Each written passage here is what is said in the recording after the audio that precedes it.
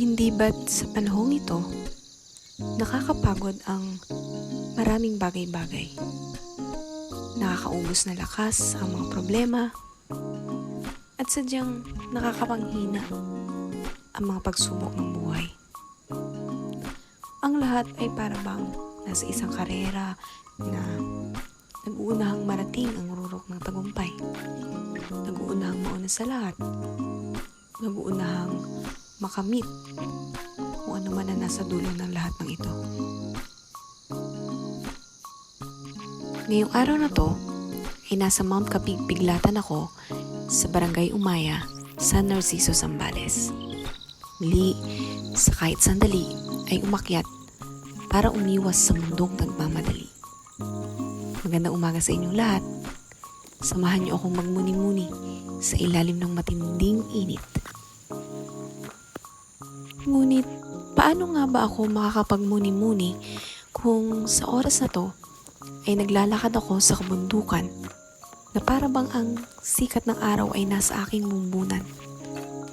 Sa mga ganitong senaryo, kaya na sa buhay, piliin mong tingnan ang positibong panig ng iyong sitwasyon. Hindi ba't mas mainam pa rin na naglalakad ka ngayon sa malayong lugar, malayo sa nakakapagod ng trabaho, nakakapagod na relasyon?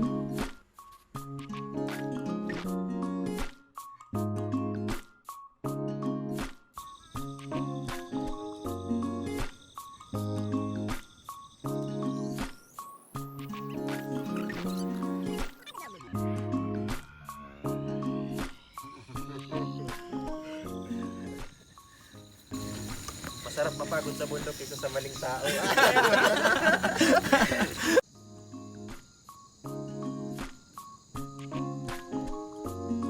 Kung kaya't siguro, marami ang mga naiengganyong umakyat ng bundok para kahit sandali ay makapahinga, makapag-recharge ng lakas para sa mga hamon ng buhay. Ewan ba? Sa panahon natin ngayon, kailangan mandirigma tayo sa dami ng mga hinaharap na mga pagsubok. Anyways, kung akit kayo dito sa Mount Kapigpiglatan, siguraduhin yung magsanda kayo, magdala kayo ng payong, kasi ang tindi talaga ng init dito. Tapos bilisan nyo na rin umakyat kung kaya naman, para hindi kayo masyadong masunog.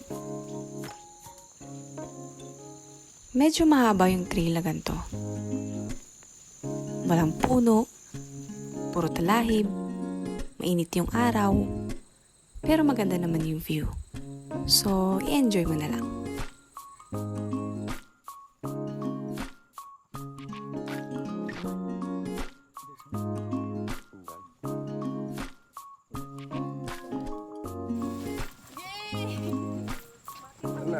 Yay! Summit na!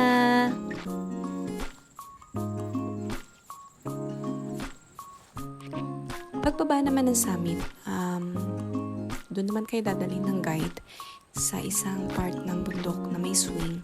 At ito yung view. Bukidnon Fields daw to.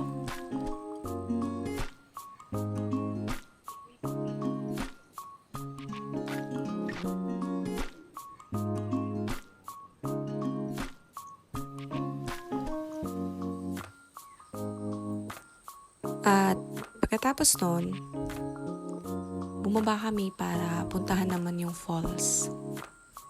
Ito yung nadaanan namin. Hay sa wakas, may mga puno na.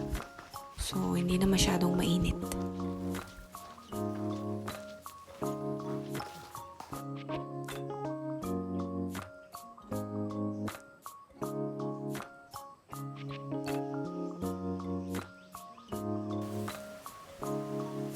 At yan na nga, maririnig nyo na yung lagaslas ng tubig.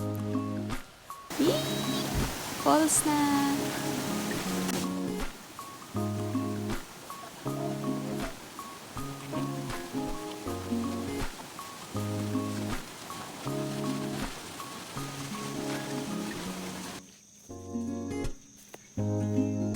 So, paano ba yan? Hanggang dito na lang. At hanggang sa muling pag-akyat.